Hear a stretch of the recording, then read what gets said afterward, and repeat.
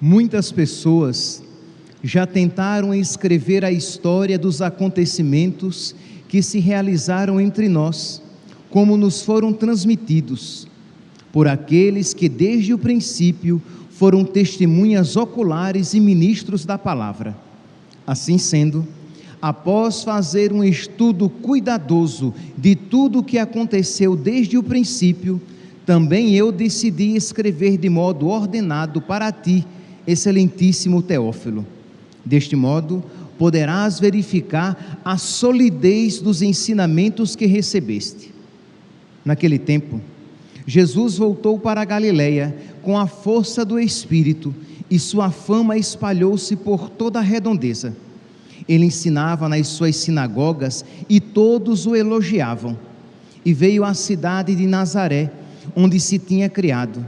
Conforme seu costume, entrou na sinagoga no sábado e levantou-se para fazer a leitura. Deram-lhe o livro do profeta Isaías. Abrindo o livro, Jesus achou a passagem em que está escrito: o Espírito do Senhor está sobre mim, porque Ele me consagrou com a unção para anunciar a boa nova aos pobres. Enviou-me para proclamar a libertação aos cativos e aos cegos a recuperação da vista, para libertar os oprimidos e para proclamar um ano da graça do Senhor. Depois, fechou o livro, entregou-o ao ajudante e sentou-se. Todos os que estavam na sinagoga tinham os olhos fixos nele. Então começou a dizer-lhes: hoje se cumpriu esta passagem da Escritura que acabastes de ouvir. Palavra da salvação. Glória a vós, Senhor. Aleluia, aleluia, aleluia, aleluia.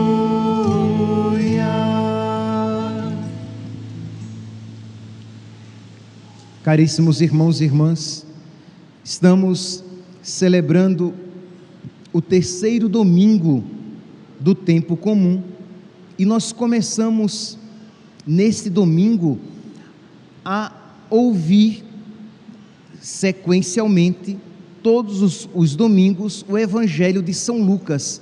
Estamos no ano C,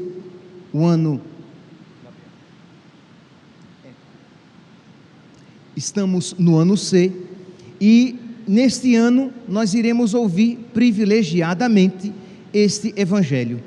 E São Lucas hoje, o Evangelho de hoje, ele começa falando que ele se deteve cuidadosamente, que ele fez uma pesquisa antes de escrever o seu Evangelho. Recordemos aqui que Lucas, ele não viu Jesus historicamente. São Lucas nunca se encontrou, ao contrário de São Mateus, de São João. São Lucas nunca se encontrou pessoalmente, no sentido historicamente, com Nosso Senhor. Então, ele era discípulo de São Paulo, ele era um médico que morava numa cidade grega de Antioquia, então ele foi procurar as fontes. Então, muito provavelmente, ele ouviu, por exemplo, os relatos a respeito da Virgem Maria e do nascimento de Nosso Senhor Jesus Cristo. Ele ouviu da própria Virgem Maria. Então ele foi, repito aqui, ele foi procurar nas fontes. Como um discípulo de São Paulo, ele foi buscar as fontes para poder escrever o Evangelho de São Lucas e escrever os Atos dos Apóstolos, que também é de São Lucas. Então ele diz aqui: muitas pessoas já tentaram escrever a história dos acontecimentos que se realizaram entre nós, como nos foram transmitidos por aqueles que desde o princípio foram testemunhas oculares e ministros da palavra. Assim sendo, após fazer um estudo cuidadoso de tudo o que aconteceu desde o princípio, também eu decidi escrever de modo ordenado para ti, excelentíssimo Teófilo, para quem ele estava escrevendo este Evangelho. E ele continua então no versículo 4, Lucas capítulo 1, versículo 4. Deste modo, poderás verificar a solidez dos ensinamentos que recebeste. Meus irmãos, por que é tão importante esta introdução aqui de São Lucas? Porque aqui nós vemos que o que São Lucas escreveu não são fábulas humanas, não são um fruto de uma inteligência meramente humana, não é fruto de uma criação humana, mas como ele diz aqui, deste modo poderás verificar a solidez dos ensinamentos que recebeste. Isto que ele está escrevendo é fruto daqueles que viram e ouviram as palavras de nosso Senhor, não é uma criação sua. Então este aqui é o ponto sobre o qual eu quero fundamentar a homilia de hoje. A palavra de Deus, ela nos dá um conhecimento certo de nosso Senhor, um conhecimento seguro de nosso Senhor. Por quê? Porque a palavra de Deus não é fruto do engenho humano, da capacidade humana, mas é fruto da revelação do próprio Deus, da revelação que Jesus Cristo, na potência do Espírito Santo, fez aos apóstolos e que os evangelistas e os varões apostólicos puseram por escrito ou transmitiram oralmente, sucessivamente na história da igreja. Por que, meus santos, eu estou enfatizando isso? Porque, embora pareça óbvio, infelizmente não é. Há muitos por aí que afirmam que os ensinamentos cristãos, e aqui repito, eu vou sempre me ater um pouco mais à palavra de Deus escrita, mas eu não estou me referindo apenas a ela, eu estou aqui me referindo a todo o ensinamento cristão.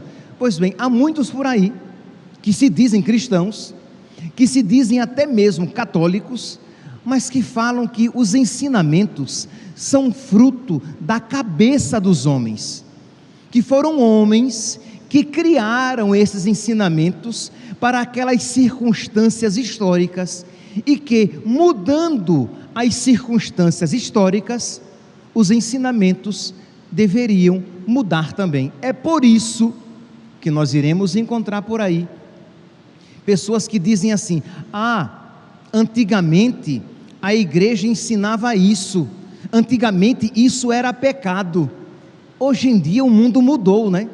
Hoje em dia isso não é mais pecado. Ora, uma pessoa que diz isso, a concepção que ela traz é o quê? Aquilo que um dia era tido como pecado, era tido como tal, porque os homens isso ensinaram. Porque o ensinamento humano, ele pode mudar de acordo com a história, mas a verdade revelada por Deus é a mesma, ontem, hoje e sempre. E isto aqui que São Lucas está enfatizando, nós iremos encontrar, por exemplo, em São Pedro, segunda carta de São Pedro, capítulo 1, versículo 16, quando São Pedro diz assim, segunda carta de São Pedro, capítulo 1, versículo 16, na realidade, não nos baseamos em hábeis fábulas imaginadas de nós, imaginadas que nós vos temos feito conhecer o poder e a vinda de nosso Senhor Jesus Cristo. Isto é, o que nós temos ensinado a vocês, não nos vem de fábulas, mas nos vem do conhecimento do próprio Cristo, mas por termos visto a sua majestade com os nossos próprios olhos. O que São Pedro ensina é aquilo que ele viu e ouviu do próprio Jesus, mas não são criações humanas. São Paulo vai dizer na segunda carta a Timóteo, no capítulo 4, nos versículos 1 ao 4, São Paulo vai fazer essa mesma afirmação. E aqui, meus santos, eu gostaria que vocês percebessem a atualidade disso. Porque existe uma tentação entre os cristãos atualmente de relativizar, de acordo com as circunstâncias históricas, o ensinamento de Cristo. Então, antigamente, o divórcio, ele era pecado.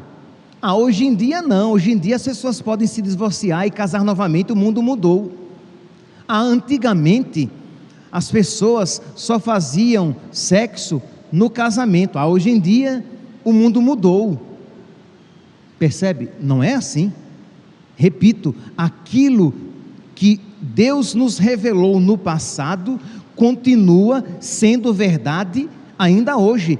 Padre, antigamente quem estava em pecado mortal não podia comungar. Hoje em dia, não. Uma pessoa em pecado mortal, ela não pode receber a Santíssima Eucaristia, o corpo, sangue, alma e divindade de Nosso Senhor.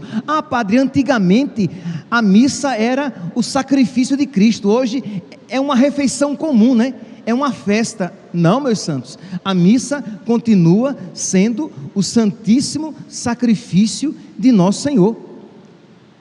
Isto é, nós não temos palavras muito adequadas, mas uma reapresentação, uma apresentação de modo incruento do único e mesmo sacrifício de Cristo na cruz.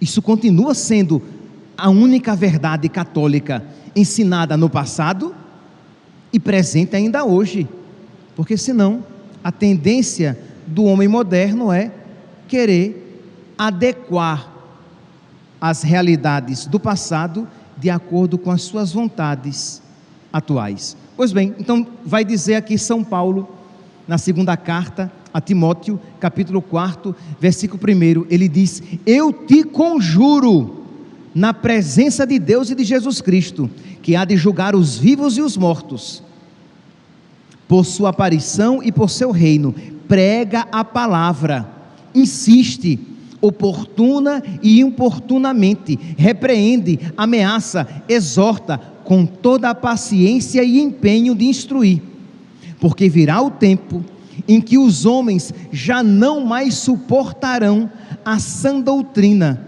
e serão levados pelas próprias paixões e pelo prurido de escutar novidades, e juntarão para si mestres, apartarão os ouvidos da verdade e se atirarão às fábulas. Então São Paulo aqui ele contrapõe a verdade do Evangelho às fábulas criadas pelos homens, às modas criadas pelos homens. Cuidado, porque chegará o tempo em que muitos vão fugir da verdade e vão correr atrás das invenções dos homens e juntando para si falsos mestres. São Paulo, nós podemos aqui pegar tantas outras passagens. Podemos pegar, por exemplo, lá em 1 Coríntios, capítulo 11, versículo 23, quando São Paulo diz assim: eu vos ensinei aquilo que eu mesmo recebi, eu vos transmiti aquilo que eu mesmo recebi. Percebe que em São Paulo está claro que ele não está ensinando uma criação sua, mas ele está levando para frente aquilo que ele recebeu. 1 Coríntios, capítulo 11, versículo 23, e aí ele vai falar sobre a Eucaristia. Ele vai falar mostrando o quê? Que aquilo que ele está ensinando foi a ele ensinado, porque ele recebeu do próprio Senhor, que ensinou aos apóstolos e a ele. E por fim, uma outra passagem muito clara e veemente de São Paulo, na carta aos Gálatas. São Paulo aos Gálatas, capítulo 1, versículo 6 ao 9, São Paulo diz assim: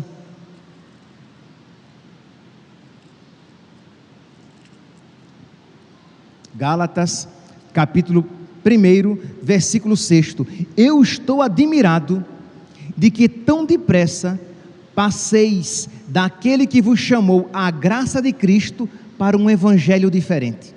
Existiam pregadores que tinham criado um evangelho segundo a sua cabeça, e São Paulo diz: eu estou admirado que vocês tenham abandonado a verdade e tenham aderido às fábulas, que vocês tenham renegado aquilo que eu recebi do próprio Senhor, para abraçar o que homens, muito inteligentes talvez, estejam ensinando.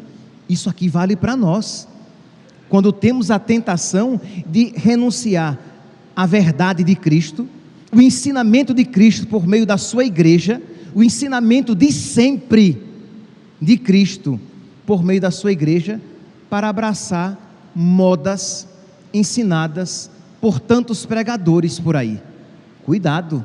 Então São Paulo diz: eu estou admirado que vocês façam isso, porque de fato não há dois evangelhos, só existe um evangelho, só existe um ensinamento de Cristo, como só existe uma igreja de Cristo, como só existe um Salvador, que é Cristo. Mesmo que o mundo diga diferente, mesmo que o mundo diga o quê? Que os caminhos de salvação são muitos e variados, mesmo que o mundo diga que toda religião salva e é boa, mesmo que o mundo diga que são muitas as verdades e que toda verdade é relativa, São Paulo, ensinando na esteira dos apóstolos, porque foi isso o que eles receberam do próprio Cristo, São Paulo diz: não há dois evangelhos, só há um evangelho. De fato, não há dois evangelhos, há apenas pessoas que semeiam confusão entre vós e que querem perturbar o evangelho de Cristo. Mas eu vos digo que ainda que um anjo baixado do céu vos anunciasse um evangelho diferente deste que eu vos tenho anunciado, que ele seja excomungado. Se alguém ensinar algo diferente daquilo que eu vos tenho ensinado, porque do próprio Senhor eu recebi, que ele seja excomungado. E São Paulo usa aqui uma expressão: ainda que um anjo baixe do céu e ensine algo diferente. Percebe aqui? Isto é, São Paulo tem muito claro em sua mente o que? De que existe uma verdade segura, uma verdade revelada pelo próprio Deus, que não é fruto da nossa cabeça, que não é fruto das nossas capacidades humanas, que não são fábulas, mas que existe uma verdade ensinada por Cristo, confiada aos apóstolos, e que deve ser ensinada e transmitida de geração em geração. E se alguém, mesmo um anjo baixado do céu, se alguém ensinar algo diferente, que ele seja excomungado. E como se já isso não bastasse, ele ainda continua para enfatizar, para ficar bem claro: eu repito, diz São Paulo, Gálatas, capítulo 1, versículo 9, repito aqui o que acabamos de dizer: se alguém pregar doutrina diferente da que recebestes, seja ele excomungado. Então São Paulo enfatiza, diz por duas vezes, que se alguém ensinar algo diferente. É por isso então que São Lucas diz assim: por isso então eu fiz um estudo cuidadoso de tudo. Cuidadoso por quê? Para não ensinar o que Jesus Cristo não disse, para não dizer o que ele não disse. Eu fiz um estudo cuidadoso de tudo o que aconteceu desde o princípio, e eu decidi escrever de modo ordenado. Deste modo, excelentíssimo Teófilo, poderás verificar a solidez, não é uma invenção, não é um ensinamentozinho de acordo com a moda, mas a solidez dos ensinamentos que recebeste. Meus irmãos, dizendo isso então, nós podemos resumir aqui com esta afirmação: nós temos acesso a um conhecimento seguro e firme de Jesus por meio da sua palavra, da palavra transmitida oralmente e escrita e interpretada pelo magistério de sempre da igreja, mas nesta homilia eu vou me ater aqui à palavra escrita.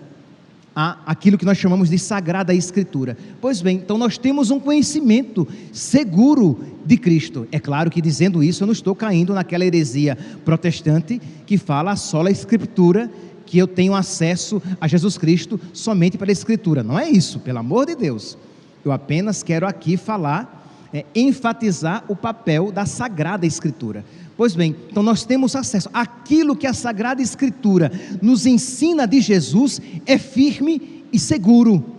Aí você vai dizer: padre, mas isso eu creio. Meu santinho, é porque graças a Deus você tem fé católica, mas existem muitos por aí, inclusive dentro das igrejas, com título de teólogo, dizendo que aquilo que nós lemos nos evangelhos é apenas uma maneira que aquela comunidade, naquele tempo, escreveu a respeito de Jesus, mas é um aspecto limitado, imperfeito e não seguro, porque tem muito do autor ali naquela descrição.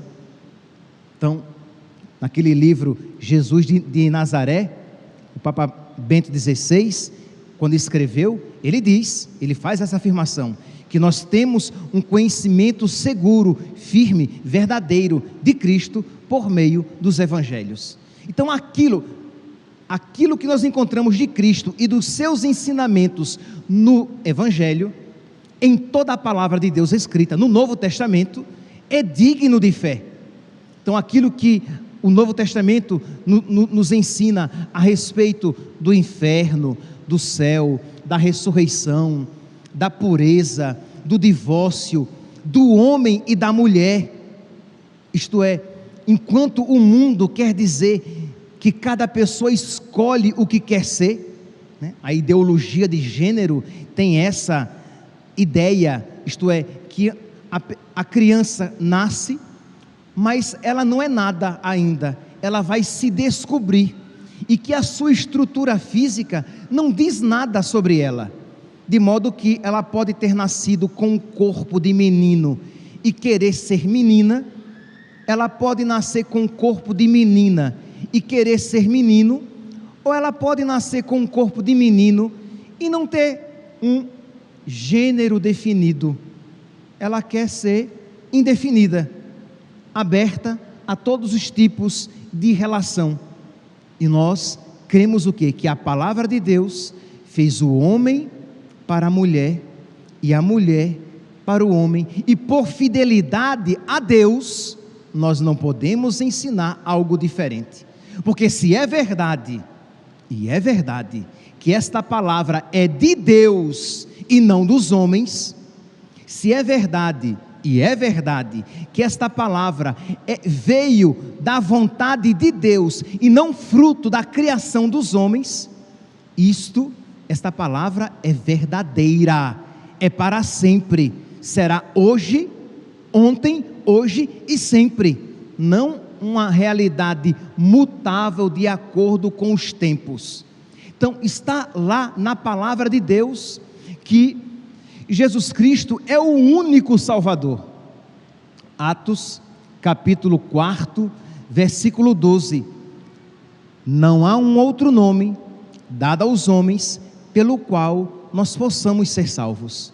Um único é o Salvador, Jesus Cristo. Atos capítulo 4, versículo 12, ou João capítulo 14, versículo 6, quando Jesus diz: eu sou o caminho, a verdade e a vida, ninguém vai ao Pai senão por mim. Ora, se é verdade, vamos lá, se é verdade isto que Jesus está dizendo, como é que um cristão católico pode dizer que toda religião é boa? Como é? Porque a gente às vezes quando diz isso, quando diz que não pode dizer isso, pode dar a impressão de que seja uma arrogância dizer o contrário. Mas aqui, meus santos, entendamos, o que é que nós queremos dizer por boa?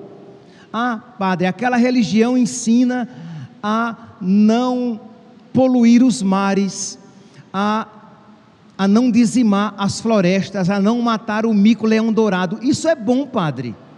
Mas não é isso. Quando nós dizemos que toda religião é boa, nós não estamos dizendo que ela possa ensinar algo legal e interessante.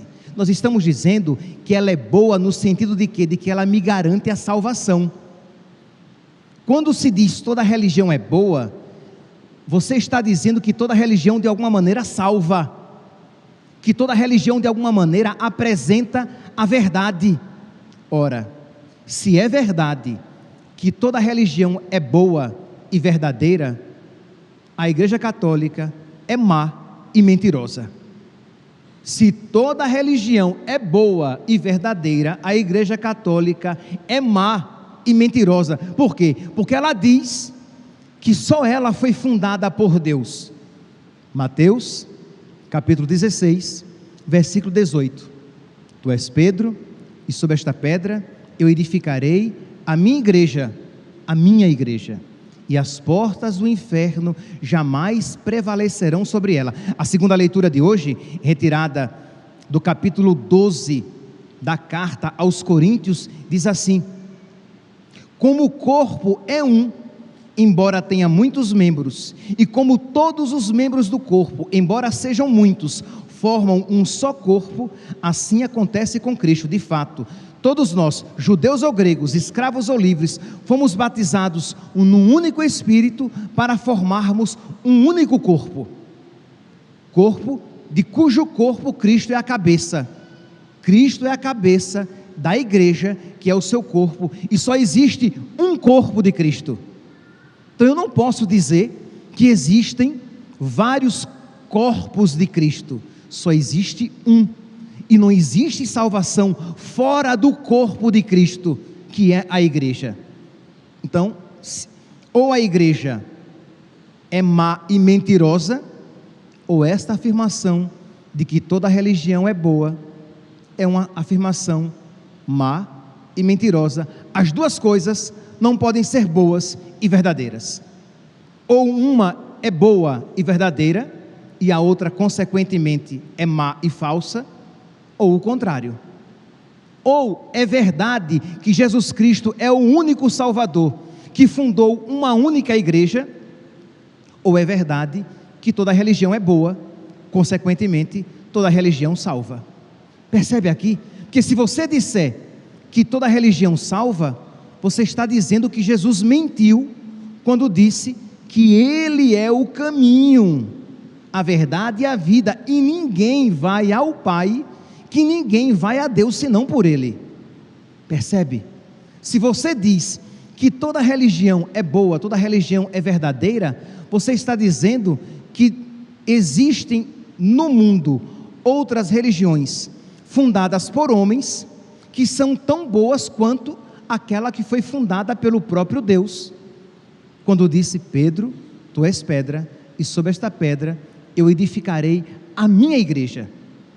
Qual é a saída dos teólogos modernos, modernistas? É dizer assim: ah não, isso que foi dito lá em Mateus capítulo 16, versículo 18, não pode ser entendido assim. Naquele tempo foi entendido dessa maneira, hoje em dia não é mais. Mas não é esse o ensinamento de sempre da igreja de nosso Senhor Jesus Cristo. Isto é, que nós temos um conhecimento seguro e certo de Cristo e dos seus ensinamentos na sua palavra, que aquilo que a palavra de Deus ensina é certo e seguro a respeito de Cristo e da sua igreja e dos seus ensinamentos, e que nós católicos não podemos então simplesmente deixar de lado aquele ensinamento de sempre, porque de alguma maneira ele é exigente para nós. Meus irmãos, pertencer à igreja de Cristo deve fazer brotar dos nossos corações um desejo de evangelizar. Isto é, eu quero que o corpo de Cristo cresça cada vez mais na história. Eu quero que a igreja de Cristo, que é a única igreja de Cristo, cresça na história. Se você crê que esta é a igreja de Cristo, e eu espero que você creia, se você é católico, você crê que a igreja de Cristo, que a igreja católica é a única igreja de Cristo, e se você é católico, você crê que Cristo é o único Salvador, com a sua única igreja. Pois bem, como fazer então que Cristo, o único Salvador, seja pregado pela sua única igreja, e seja pregado cada vez mais, e conhecido cada vez mais, fazendo esta igreja se expandir cada vez mais. E como é que a igreja se expande na história? De dois modos. A igreja se expande na história com o crescimento dos filhos nas famílias, quando os casais geram filhos para que a igreja de Cristo cresça cada vez mais, já que aquelas crianças serão batizadas e evangelizadas e educadas na fé católica, e quando eu ganho o maior número de pessoas para que se convertam para Cristo. Então, crer nisso é se empenhar desses dois modos: os casados na generosidade em acolher os filhos que Deus enviar, e também, juntamente com os solteiros e juntamente com os consagrados, em ganhar o maior número de almas, o maior número de pessoas para Cristo, para a sua única igreja.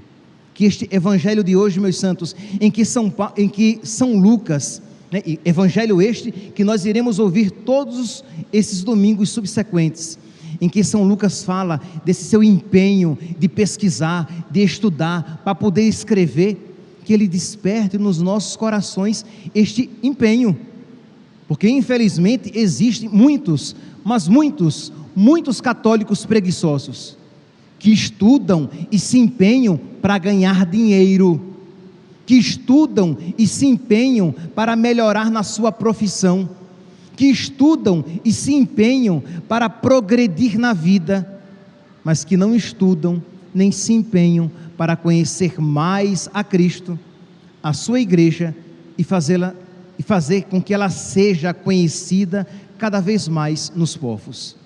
Você é apostólico? Você de verdade, não apenas que você fale de Jesus, mas você tem estudado a sua fé? Ninguém levante a mão, tá? Ninguém levante a mão. Mas você tem um catecismo em casa, e você lê e estuda o catecismo para conhecer a sua fé? Você procura frequentemente estar em contato com a palavra de Deus, para conhecer a palavra de Deus, aprendendo-a segundo a igreja, lendo a Sagrada Escritura de acordo com como a igreja de Cristo lê? Você procura conhecer a sua fé? Ou você é um cristão católico preguiçoso, que no máximo, quando ouve a palavra de Deus, é na homilia, e olhe lá, né, que você dá umas cochiladas, e quando levanta a cabeça de novo, o padre já está na outra parte do evangelho. Você é capaz de sair da igreja e não saber nem dizer mais ou menos a ideia do que foi dito, e isso não é culpa só do padre, que talvez não tenha falado muito bem, mas porque você não está tão interessado em ouvir aquilo, porque você tem a verdade de Cristo como se fosse algo meio banal e corriqueiro. Nós precisamos, por exemplo, hoje nessa missa, louvar a Deus pelo fato de sermos católicos.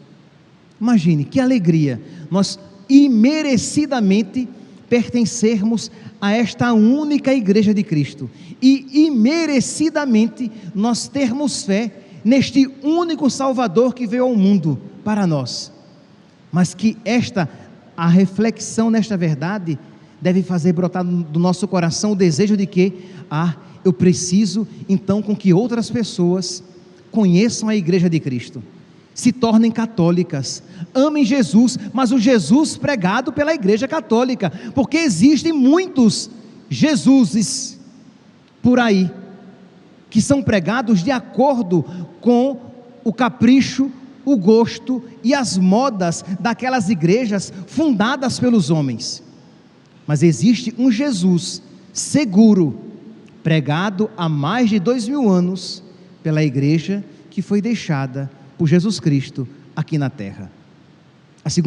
Na segunda leitura de hoje, São Paulo diz que muitos são profetas, alguns são profetas, outros são apóstolos, outros são doutores, uns têm a missão de ensinar, outro de fazer milagres, outros obras de misericórdia, outros têm o dom de governar. E a pergunta é: qual é o seu dom?